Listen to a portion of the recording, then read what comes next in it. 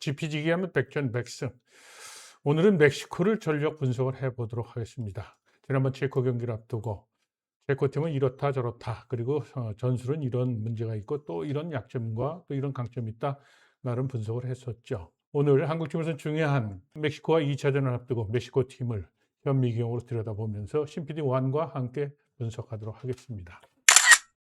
네, 안녕하세요. 지난 대한민국과 체코 경기, 대한민국이 정말 멋진 경기를 펼치면서 역전까지 갔잖아요. 반면에 멕시코도 승전보를 올렸습니다. 1승을 차지한 양 팀의 승부 기대가 됩니다. 멕시코는 이번 월드컵에서 개최국이자 40년 만에 월드컵 8강에 도전하는 그런 입장이거든요. 한국 입장에서 본다면 홈팀인 멕시코와의 경기를 앞두고 멕시코 팀은 분명히 강점도 있지만 약점도 두드러지는 모습을 확인할 수 있었거든요. 이런 부분에 대해서 각종 데이터와 정성적 시각에서 분석, 그것은 바로 전문가의 시각인 저의 눈으로 지난번 남아공과 경기했던 내용을 기초로 해서 멕시코 팀의 약점을 찾아보겠습니다. 자, 본격적으로 비교해 네. 보겠습니다. 지난 12일이죠. 대한민국과 체코 경기가 열리기 전에 멕시코와 남아공의 경기가 먼저 열렸었습니다. 그렇죠. 그 당시 멕시코 축구 어떻게 보셨나요? 멕시코 축구는 홈팀의 이점을 아주 효과적으로 잘 이용을 하는 그런 팀이다, 이렇게 소개를 하고 싶고요. 피파 랭킹에도 물론 우리보다 앞서 있는 14위로 이제 살펴볼 수 있지 않습니까? 남아공과 경기에서 남아공이 일찌감치 퇴장을 2명이 당하면서 경기에 대해서 좀 더 세밀하게 살피지 못한 아쉬움은 있었습니다. 그렇지만 멕시코 대표팀은 94년 월드컵부터 2018년 월드컵까지 7회 연속 계속 16강에 올라간 강팀입니다. 멕시코 팀은 이제 홈이라는 이점을 등에 업고 있기 때문에 이 점에 대해서 이제 집중적으로 우리가 경계를 해야 되고요. 사실은 남아공하고 그 경기 때 생성된 몇 가지 중요한 데이터는 좀 제시를 한번 하시죠. 자, 그 당시 멕시코와 남아공 볼 점유율 61대 40이었습니다. 근데 이 부분도 상당히 경계해야 될 건 뭐냐. 남아공이 퇴장을 당하면서 돌이 있었기 때문에 이것도 통계적으로 유의하지 않다. 그렇지만 가장 중요한 건 뭡니까? 슈팅 숫자죠. 네. 네, 슈팅 숫자가 16대 3으로 멕시코가 일방적으로 남아공을 공략했다, 이렇게 볼 수 있는 겁니다.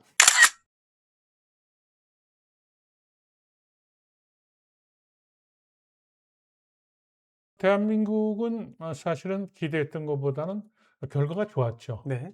그렇지만 이제 체코에게 한국 대표팀이 경기를 하면서 가장 크게 기여한 것은 역시 클럽에서 뛰고 있는 선수들의 활약이 가장 돋보였죠. 이강인, 김민재, 이 두 선수의 활약, 그리고 그 황인범, 이런 선수들이 개인의 이름값을 하면서 체코의 그 거친 체력 그리고 높이, 이런 부분에서 효율적으로 대처를 했던 것이 경기에서 승리를 우리가 갖고 오는 그런 가장 큰 요인이 됐다, 이렇게 볼 수 있겠죠. 그 중심에는 이제 가장 사실은 논란이 될 수 있는 부분, 손흥민 선수의 활약인데요.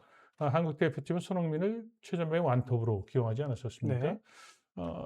손흥민 선수가 최전방의 완톱으로 뛰면서 슈팅 기회를 6차례 정도 가졌는데 이것이 이제 골로 연결시키지는 못했습니다만, 손흥민 선수가 그날 경기 자체를 놓고 보면 경기 내용에 대해서 못했다? 거긴 저는 동의하지 않습니다. 손흥민 선수가 어떻게 보면 첫 골에 그런 장면을 만들어내는데 수비를 네, 끌어당겼죠. 굉장히 중요한 역할을 했다. 그렇죠. 그러니까 상대팀이 손흥민 선수가 교체 아웃될 때까지 2명의 선수가 계속해서 따라붙지 않았었습니까? 네. 거기서 파생되는 상대 수비의 수적인 어떤 열세 상황, 결국은 한국 대표팀이 승리하는 데 그게 기여한 건데, 우리는 지금 한국의 언론들은 결과, 손흥민 선수가 나가고 그리고 나서 또 골이 터졌다, 이런 시각에서 지금 그 분석하는 이런 부분에 대해서는 조금 경계를 할 필요가 있다라고 이렇게 짚고 싶습니다.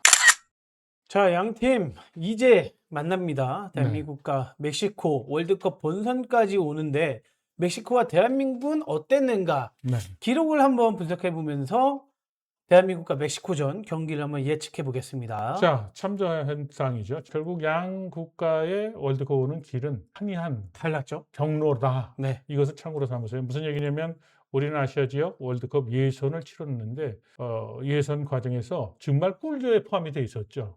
아시아 지역에서 가장 약한 상대들과 경기를 치렀기 때문에 모든 그 경기에 관한 지표가 너무 좋게 나와 있는 것을 오히려 경계할 필요가 있다는 겁니다. 제가 요거를 쉽게 말씀을 좀 드리면 네. 대한민국은 예선을 거쳤고요. 네. 그 경기 수가 총 16경기입니다.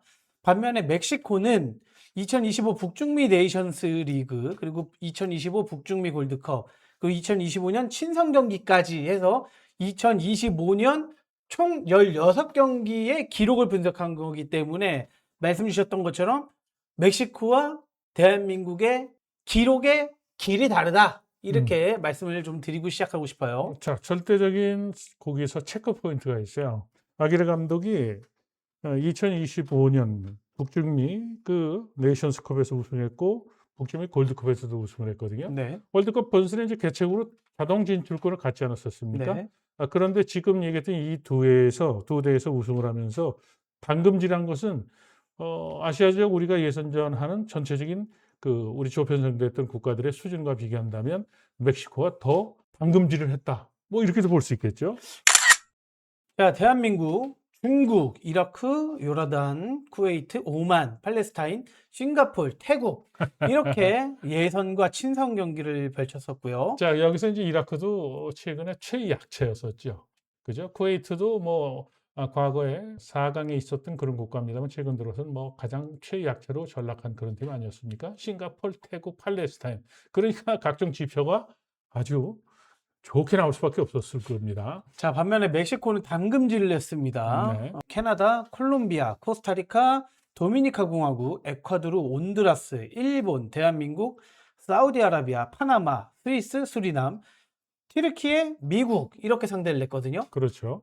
자, 이번 월드컵 우리가 미국 경기도 중계를 했습니다. 미국이 엄청나게 만만치 않아요. 네네. 그렇죠. 팀 파워도 있고 네. 선수 개인적인 기량도 그렇고 뭐 모든 면에서는 어떻게 보면 아기레 감독이 2024년에 7월에 이 대표팀 감독 지휘복을 잡았는데 그 세계적인 감독이잖아요. 그리고 또 그 유럽에서도 활동했던 그런 경력이 있기 때문에 월드컵에 대한 밑그림은 치밀하게 잘 그려가지고 준비를 해온 팀이라고 이렇게 평가를 할 수 있겠죠. 자, 양팀 똑같이 16경기에 뛰었던 소집 인원에 대해서 대한민국 같은 경우는 5대 리그 소속이 6명이 있습니다. 맞습니다. 또한 자국 리그 소속이 38명이 있고요. 평균 키가 182, 몸무게가 74입니다. 이것이 이제 월드컵 예선에 가동됐던 선수의 숫자를 갖고 얘기하는 겁니다. 참조하세요. 반면에 멕시코 네. 2025 A매치 선수단 5대 리그 소속이 5명이 있고요. 자국 리그 소속이 27명. 평균 키가 179로 대한민국이 조금 우세해요. 그리고 평균 몸무게가 73kg고요. 네, 지금 그 신체적인 것은 멕시코 팀의 약점을 지적할 때 제가 다시 한번 언급을 하겠습니다. 자, 그 가운데 득점 선수를 비교하면 손흥민 선수가 압도적으로 많습니다. 10골이고요. 네, 5골로 이재성, 이강인, 4골로 오영규, 황희찬 이렇게 있다라고 하면 반면에 멕시코는 라우리 메네스가 9골이에요. 그리고 몬테스 선수, 이 선수 기억하십시오. 몬테스 선수가 4골을 넣었고요. 또한 히메네스 선수가 2골을 넣었거든요. 네, 몬테스 선수는 개막 경기였었죠. 그 경기에서 센터백을 바스케스와 이제 짝을 이뤘던 선수인데 팀의 또 주장이기도 하고요. 퇴장당한 선수입니다. 그러니까요. 한국 경기 때 나오지는 못합니다. A매치에서 득점을 2위로 달리고 있는 몬테스가 안 나온다. 네. 수비뿐만 아니라 공격까지도 참 많이 관여하는 선수인데 자, 몬테스 선수 이제 득점을 얘기를 했는데 그러면 몬테스는 센터백인데 왜 이렇게 골을 많이 넣는가? 멕시코는 장신 선수가 히메네스 선수 빼놓고는 없어요. 네. 그러니까 그 몬테스 선수가 195cm의 멕시코 대표팀에서는 가장 큰 축에 속하거든요. 그러니까 세트피스 때 이제 나가서 공개가 되면서 이제 득점을 올리곤 했는데 또 수비의 이제 중심축이고요. 이 선수가 퇴장당했다는 것은 멕시코 입장에서는 여러모로 전력상 그리고 전술상으로 이제 큰 구멍이 난 겁니다. 자, 그러면 양팀 감독 비교해 보겠습니다. 대한민국의 홍명보 감독. 현역 때 아시아에서 가장 유명했던 스타플레이어 출신의 감독이다. 이렇게 정리하면 될 것 같아요. 반면에 멕시코 감독 하비에르 아기레 감독입니다. 네. 뭐 여러분들 잘 아시죠? 한국 축구와 인연은 이강인 선수와 사재기나 그 관으로 굉장히 또 인연이 깊지 않습니까? 스페인에서 활동할 때 그 이강인 선수는 그 자기가 아들처럼 이렇게 관심을 갖고 지켜봤고, 그래서 국제대회에서 그리고 경쟁에서 만나면 아버지와 정말 아들처럼 그런 네. 친숙한 관계를 연출을 또 하기도 하죠. 자, 그럼 아기레 감독의 공격 전술 네. 어떻게 볼 수 있을까요? 일단은 공격할 때 사이드 공격을 주로 즐겨서 합니다. 볼을 탈취하면 사이드 쪽으로 일단 1차적으로 연결하고요. 그리고 이제 공격적인 상대 지역의 파이널 서드라고 그러죠. 네. 축구장을 4분 등분했을 때 수비 쪽에서 본다면 페널티 에어리어 근처의 골마스 지역, 그 지역인데요.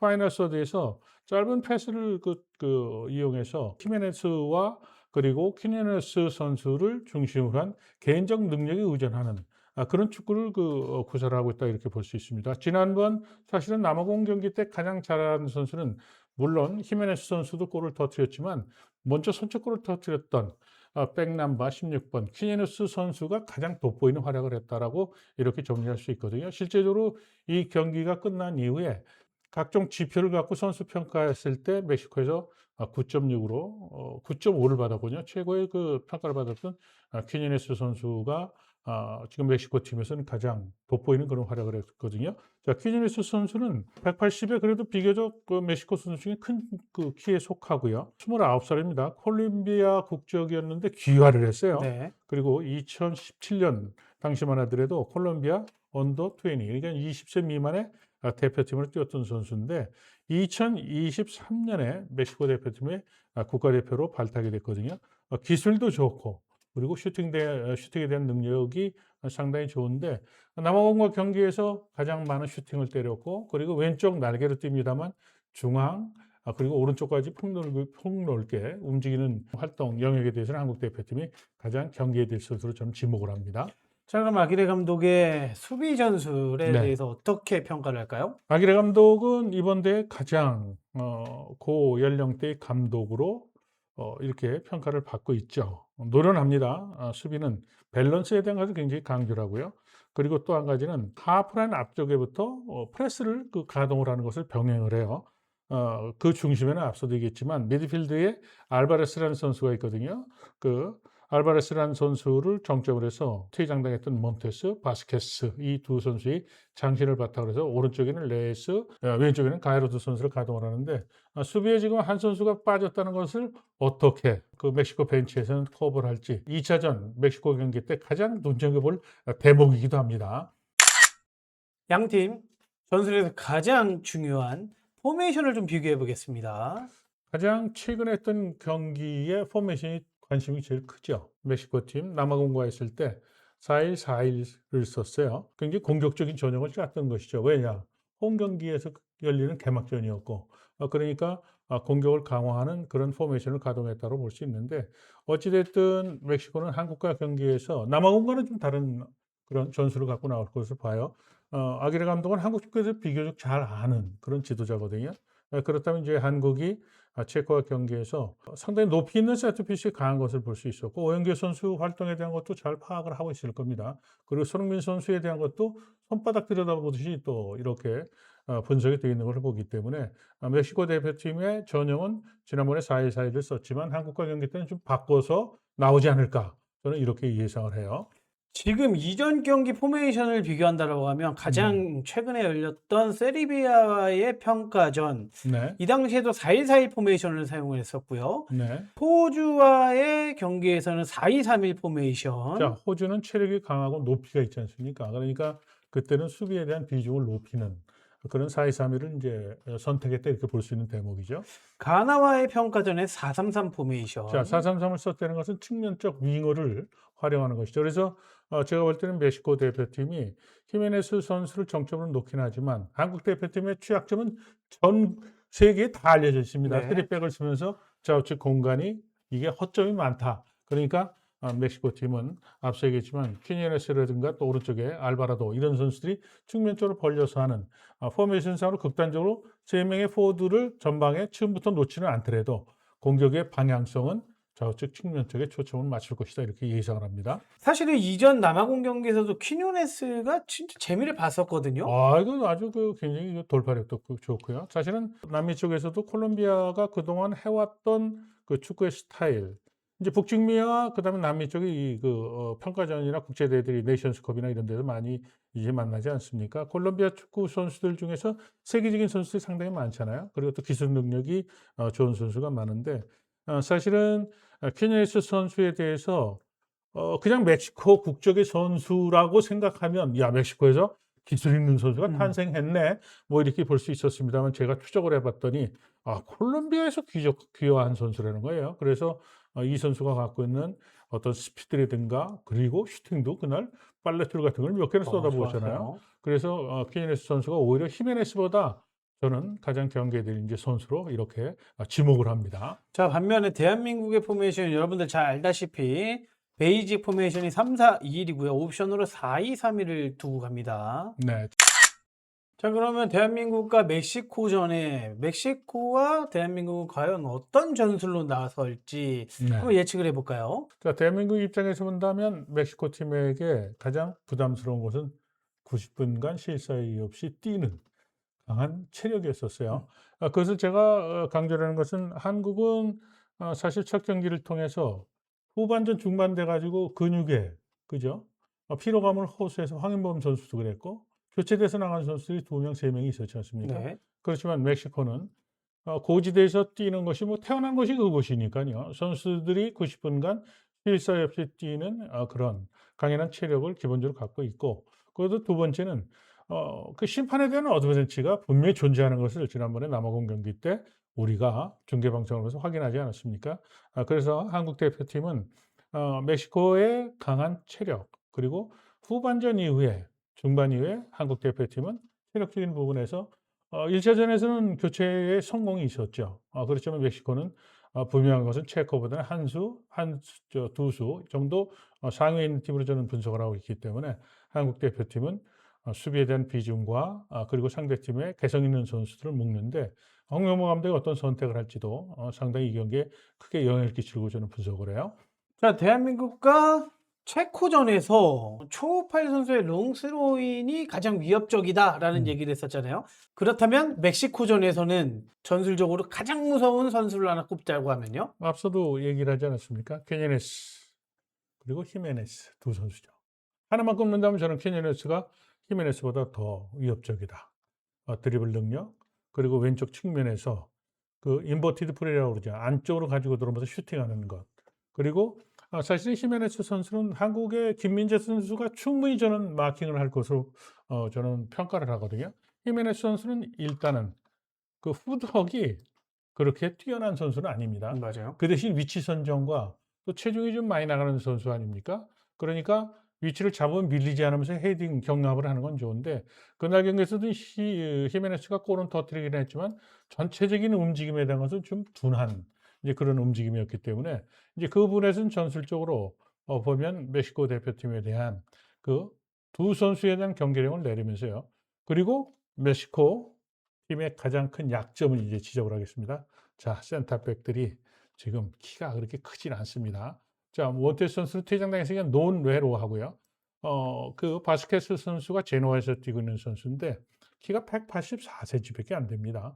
이번 월드컵 때 보면 센터백들이 195 넘는 선수들이 많잖아요. 네네. 그러니까 한국 대표팀은 높이에서 상대를 제압할 수 있다. 뭐 이렇게 생각할 수 있고요. 그래서 한국 대표팀은 세트 패스, 특히 코너킥이라든가 그리고 문제는 프리킥 때 한국 대표팀은 거기에 전술상으로 잘 작전을 짜면 효과가 있다. 그 대신 코너킥이나 그 세트 피스 그러니까 문전에서 프리킥을 얻었을 때 라울 랑엘 골키퍼가 키가 191입니다. 그러니까 수비는 좀 작지만 골키퍼가 키니까 골키퍼에게 바짝 붙이는 것보다는 약간은 골키퍼와 최종 수비수 두 선수 사이에 경합을 시키면서 오영규 선수가 글쎄요 지난번 뭐 38도까지 인제 몸에 열이 나서 교체로 뛰지도 못할 건데 잘 어떻게 보면 팀 닥터가 잘 케어를 해서 뛰었다 인제 그런 얘기를 했는데 컨디션만 좋다면 오영규 선수를 최전방에 놓으면 충분히 경쟁할 수 있는 그런 상황이 되고요. 또 이거보다 더 중요한 게 있습니다. 그것은 바로 레프리입니다. 남아공 경기 때 남아공이 자멸했어요. 맞아요. 경기 초반에 경기 흐름에서 지나치게 심판 판정에 대해서 흥분했죠. 컴플레인하다가 그렇죠. 네. 그러다가 경고받아서 퇴장당하고 또 퇴장당하고 그러다 보니까 이성을 잃고 말이죠. 사실은 남아공이 참여를 했다고 제가 표현하는 것은 전반 초반에 자신들이 홈팀과 경기를 하니까 5백을 쓰지 않았었습니까? 네.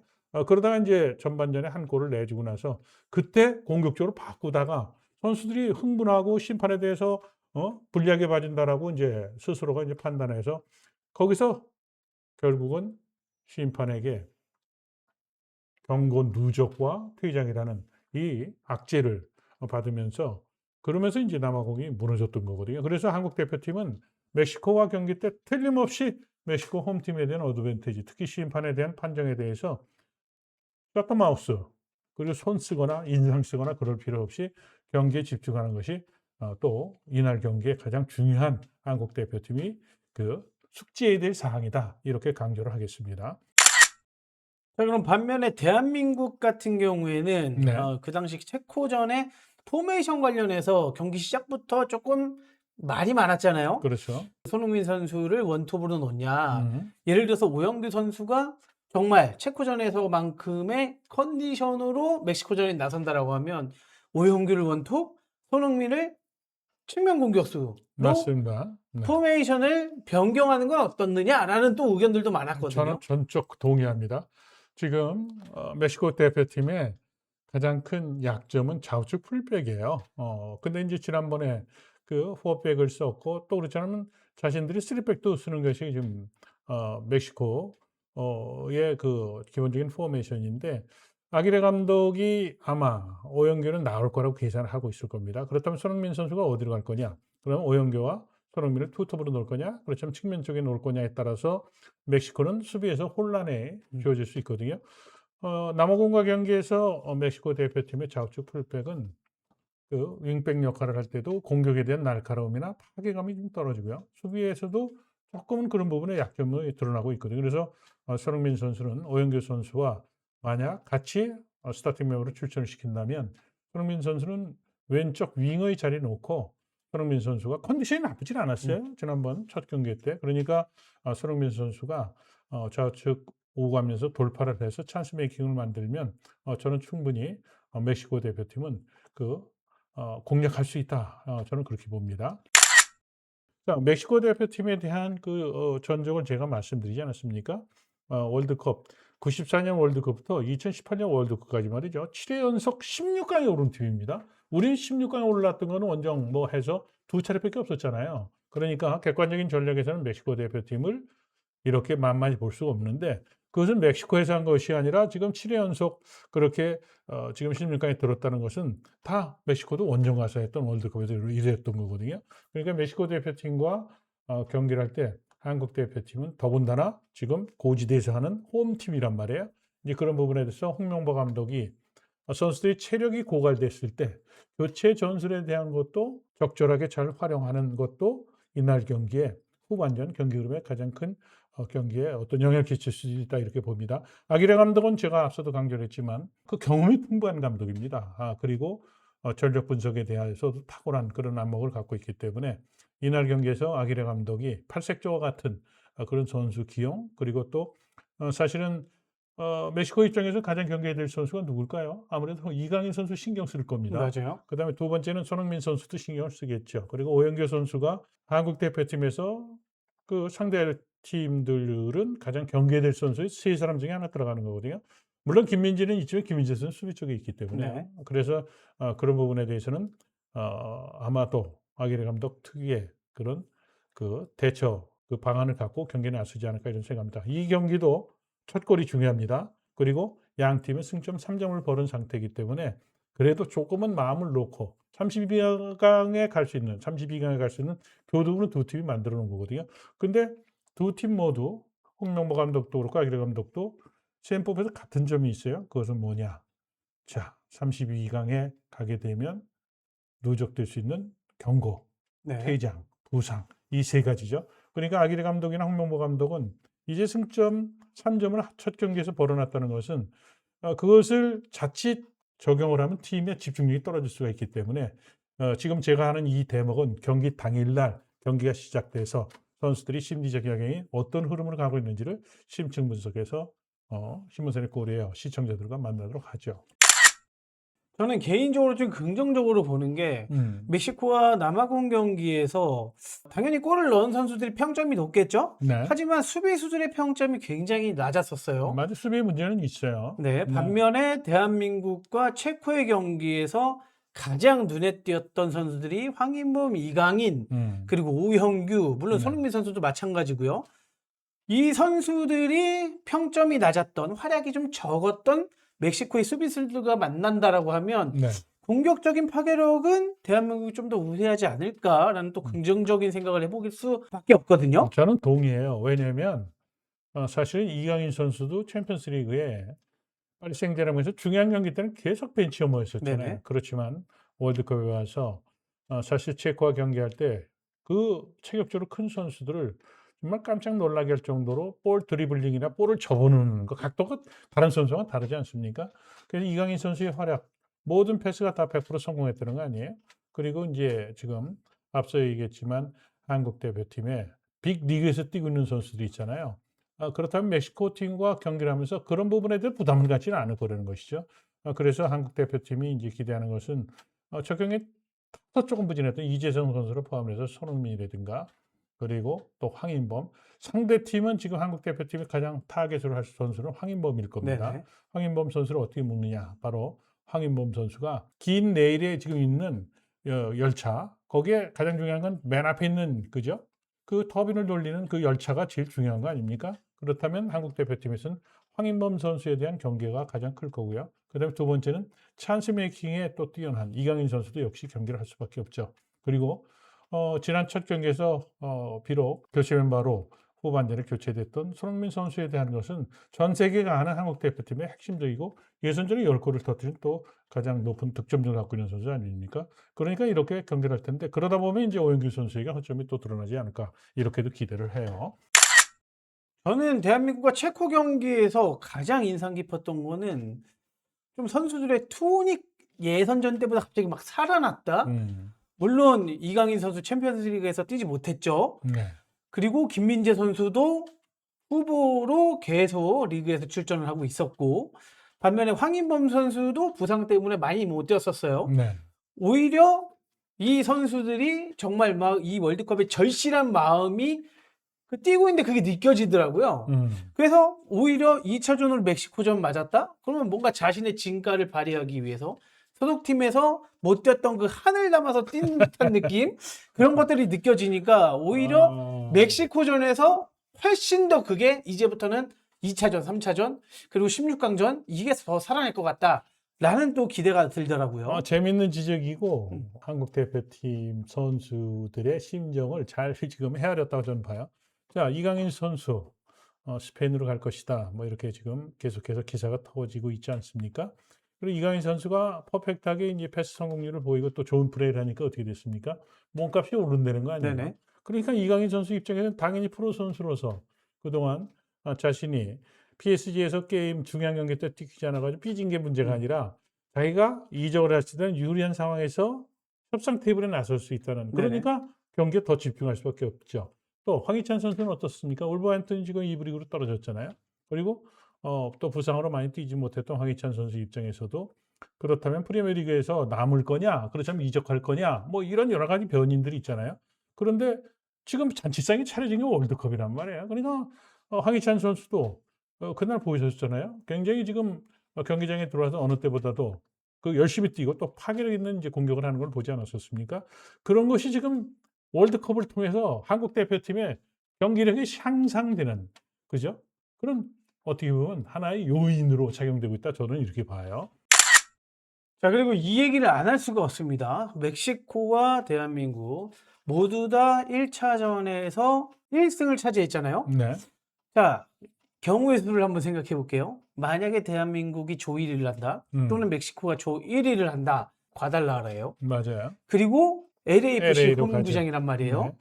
자, 그렇다라고 하면 대한민국의 조 진출 1위가 좋은 건지 2위가 좋은 건지, 자, 반면에 멕시코 같은 경우에는 조 1위를 해서 과달라라에서 경기를 하는 게 본인들에게 유리하지 않을까라는 생각을 하거든요. 자, 지금 사실은 이제 우리가 1승 한 다음에 여러 가지를 이제 가상의 그 결과를 놓고 1위, 그다음에 2위 이 자체만 놓고 우리가 경기장 그 자체를 배제해 놓고 보면 한국 대표팀은 2위로 가는 것이 일정이 더 좋습니다. 네. 그런데도 지금 멕시코를 배려한 홈팀에 대한 배려한 것을 보면 사실은 멕시코 입장에서도 팀 순위가 2위가 되면 상대팀이 더 사실은 편해요. 맞아요. 그런데 그렇게 되면 FIFA 입장에서는 어떻게 됩니까?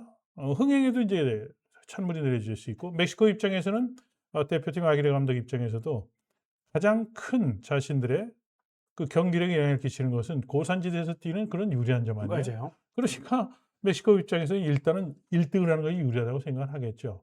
그래서 한국 대표팀에게는 멕시코와 경기 때 앞서도 얘기를 했지만 이기고 지는 거를 떠나서 선수들 부상, 경고, 퇴장 이것을 경계를 해달라고 강조를 했던 게 그거거든요.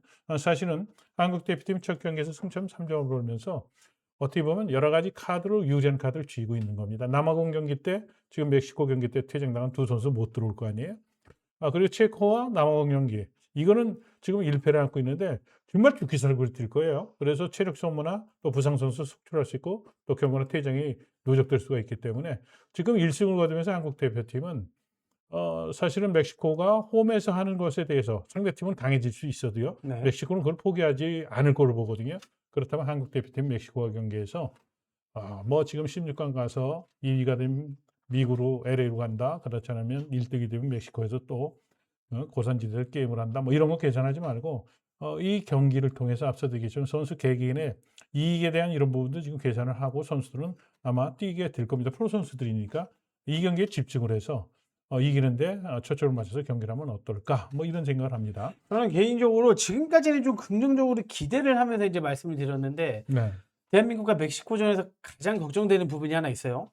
멕시코가 조 1위를 노리기 위해서는 대한민국을 꺾어야 됩니다. 네. 대한민국을 상대로 1승을 가져가야 되는데 그 이유는 아까 말씀드렸듯이 과달라라는 홈 버프를 받기 위한 그리고 홈에서 치르면 이제 여러 가지 좋은 점들이 많잖아요. 그렇죠. 뭐 심판에 대한 것들의 심리적인 영향들도 분명히 있고 홈 팬들의 열렬한 또 응원을 받을 수 있고 그것이 결과적으로는 경기력에 많은 영향을 미칠 텐데 그런 점에서 멕시코가 굉장히 강하게 또는 강한 압박 초반부터 나오는 강한 압박 네. 상대 한국을 거칠게 다루는 그런 축구들이 펼쳐지지 않을까. 그러면 그 속을 통해서 나오는 대한민국 선수들에 대한 부상 또는 경기에 대한 피로도 이런 것들을 갖고 3차전까지 가져갈 수밖에 없다. 라는 또 걱정이 좀 들더라고요. 지난번 이제 미국에서 한번 붙었었잖아요. 평가전에서. 네. 그러다가 이제 한국이 2대1로 이기다가 경기 종료 직전에 골을 내줘서 비기지 않았었습니까? 네. 그날 경기 저하고 중계를 했었잖아요. 네. 기억나시죠? 그때는 또 미국에서 했던 거니까. 그렇죠. 상북에서 했는데 네. 그때 경기를 보면 한국이 멕시코와 경기에서 경기 내용이 괜찮았었죠. 맞아요. 그러니까 이제 멕시코 입장에서는 홈에서 하기 때문에 경기 상황은 미국에서 할 때보다 한국팀은 여러 가지 이제 불리한 상황에서 경기를 하게 되는 거거든요. 저는 우선 멕시코 팀은 과거보다 팀 전력이 좀 떨어져 있다고 봐요. 뭐 스타가 없어요, 스타가. 앞서 얘기했듯이 당금질은 했는데 네, 스타가 없어. 월드컵에 와서 막상 까보니까 뚜껑을 열었더니 막 멕시코 막 개최국에서 좀 뭔가 파란을 일으킬 것 같다라고 하시던 분들도 계셨는데 막상 까니까 남아공 상대로 좀 별 볼 일 없다 그런 네. 생각도 좀 들더라고요. 사실은 히메네스 선수가 멕시코 대표팀의 가장 주목을 받던 이제 그런 스트라이커 아니었습니까? 그렇지만 이 경기를 이제 통해서 보면서 야 그래도 이강인이나 손흥민, 황희찬, 황인범 이런 선수와 비교한다면 세계 클럽에서 뛰고 있는 선수들의 레벨과 비교한다면 지금 히메네스를 좀 만들어주는 선수들의 수준이 뒷받침이 안 된다는 것이죠. 그래서 이제 그런 측면에서 본다면 지금 빅리그에서는 물론 지금 멕시코 선수들도 좋은 선수들이 있긴 하지만 저는 경기에 가장 영향을 끼치는 개인적인 능력에서는 우리가 밀리질 않는다고 봐요. 그렇지만 홈팀에 대한 불리함 그리고 지금 고지대에서 뛰는 그 체력적인 부분 이런 부분은 우리가 굉장히 어려움을 겪을 겁니다. 그래서 승패를 떠나서 한국 대표팀은 지난번 체코 경기 때 보여줬던 그런 투혼 최선을 다해서 경기를 한다면 결과는 뭐 차지해 놓더라도요. 한국 대표팀은 굉장히 어떻게 보면 선전을 할 수도 있다. 저는 이렇게 봅니다. 대한민국과 멕시코 19일 금요일 오전 10시입니다. 자, 멕시코와 대한민국 A조 1위 다툼을 하겠죠. 지금 제가 요약했던 내용들의 기초에서 경기를 치르면 우리가 골을 넣을 수 있는 그런 상황은 나올 것이다. 그리고 한국 대표팀의 가장 경계하는 것은 뭐냐? 1승에 취해서는 안 된다는 겁니다. 물론 32강에 갈 수 있는 가능성이 굉장히 높아졌죠. 그렇지만 멕시코의 경기에서 상상 못했던 최악의 경기 결과가 나오게 되면 먼저 걸었던 3점이 무색해진 그런 상황으로 몰릴 수 있다는 것을 선수들에게 강조하고 싶습니다. 일단은 이기고 지는 것은 떠나서 경기에 집중을 해서 최선을 다하기를 이렇게 기대하면서 또 선수들의 파이팅을 성원합니다. 자, 마지막으로 여러분들께 공지하겠습니다. 6월 19일 금요일 날 멕시코와 대한민국 경기도 있지만 오전 1시에 체코와 남아공의 경기도 A조 예선 경기가 있습니다. 여러분들 이 경기도 여러분들 신문선의 골이에요 라이브 입중계와 함께 하겠습니다. 1시에는 체코와 남아공, 그리고 10시에는 멕시코와 대한민국 신문선의 골이에요 라이브 입중계와 함께 합니다.